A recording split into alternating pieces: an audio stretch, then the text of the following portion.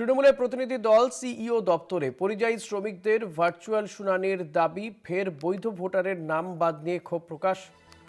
Logical discrepancy নিয়ে উত্তর না মিললে ভবিষ্যতে লড়াইয়ের ইঙ্গিত তৃণমূল প্রতিনিধিদের। সিইও দপ্তরে তৃণমূলের প্রতিনিধি দল সত্য সুন্দর ভট্টাচার্য রয়েছেন আমার সঙ্গে টেলিফোনে। সত্য, আর কি দাবি নিয়ে গিয়েছে তৃণমূলের প্রতিনিধি দল আবারও সিইও দপ্তরে?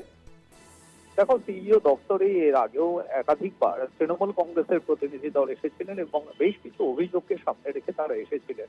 আজকেও তৃণমূল কংগ্রেসের তরফে যে প্রতিনিধি দল এসেছিলেন, পার্থ ভৌমিক, রশি পাজা সহ অন্যান্য তৃণমূল কংগ্রেসের প্রতিনিধি দল, তারা সরাসরি মুখ্য নির্বাচনী আধিকারিক যিনি রয়েছেন মনোজ কুমার আগরওয়াল, তার কাছে বেশ কিছু প্রশ্ন তুলে ধরেছেন। সেগুলি হলো, নির্বাচন কমিশন বিজ্ঞপ্তি দিয়েছে বা নির্দেশ দিয়েছে যে শুনানি কেন্দ্রগুলোতে সেখানে প্রবীণ বা অসুস্থ মানুষরা যেতে তাদের যাওয়ার প্রয়োজন নেই, কিন্তু দেখা যাচ্ছে এখনো পর্যন্ত বেশ কিছু জায়গায় এই শুনানি কেন্দ্রে বিশেষত সেখানে ভোটাররা যখন যাচ্ছেন তখন তারা অসুস্থ হয়ে পড়ছেন, এমনকি তাদের মৃত্যু পর্যন্ত হচ্ছে। সাম্প্রতিক বেশ কিছু ঘটনা সেগুলো তারা উল্লেখ করেছেন তৃণমূল কংগ্রেসের প্রতিনিধিরা। অন্যদিকে তারা দাবি জানিয়েছেন যে বিভিন্ন সময়ে দেখা যাচ্ছে যে কমিশনের যে নির্দেশ, সেই নির্দেশ পালনের ক্ষেত্রে কিন্তু বিএলওদের যথেষ্ট গাফিলতি রয়েছে। তাহলে কমিশনের দায় কিন্তু এতে বর্তায়। ফলে সব মিলিয়ে কোনো বৈধ ভোটার যাতে ভোটার তালিকা থেকে বাদ না যায়, সেই বিষয়টি কমিশনকে নিশ্চিত করতে হবে। তুমি জানো, ইতিমধ্যে সুপ্রিম কোর্টের দ্বারস্থ হয়েছে তৃণমূল কংগ্রেসের তরফে। তারপরেও কিন্তু দেখা যাচ্ছে যে বারংবার এই যে বিশেষত শুনানিকে ঘিরে যে একটা জটিলতা তৈরি হচ্ছে, বা এই শুনানি কেন্দ্রে গিয়ে বয়স্ক নাগরিকরা, অসুস্থ নাগরিকরা তারা বিভিন্ন সমস্যায় পড়ছেন, এই বিষয়গুলো যাতে কাটিয়ে ওঠা যায় সে বিষয়ে কমিশন প্রয়োজনীয় ব্যবস্থা নেই সেক্ষেত্রে।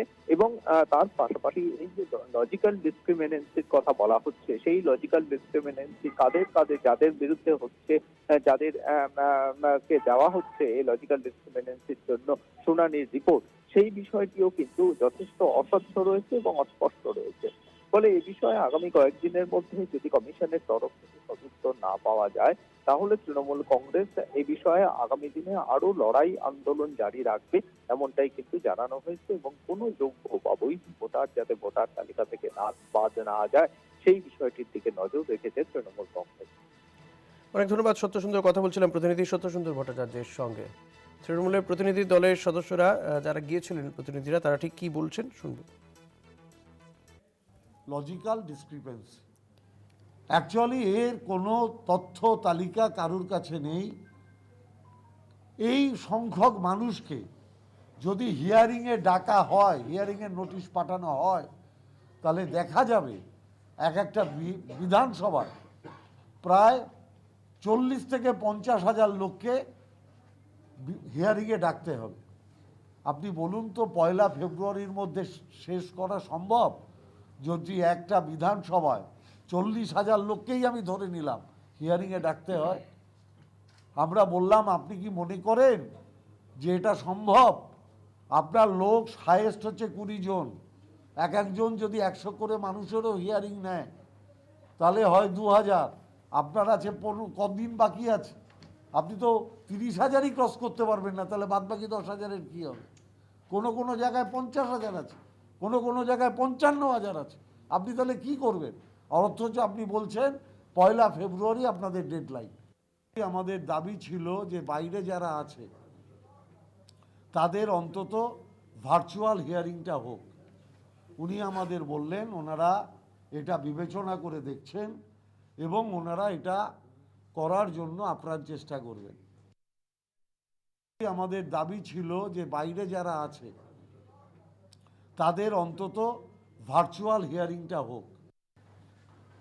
আমরা বললাম যে আপনাদের আমরা বারংবার অনুরোধ করেছিলাম, যারা হ্যান্ডিক্যাপ, যারা অসুস্থ, যারা বয়স্ক, যারা হিয়ারিংয়ে আসতে পারবে না, তাদের বাড়িতে গিয়ে আপনারা হিয়ারিং করুন।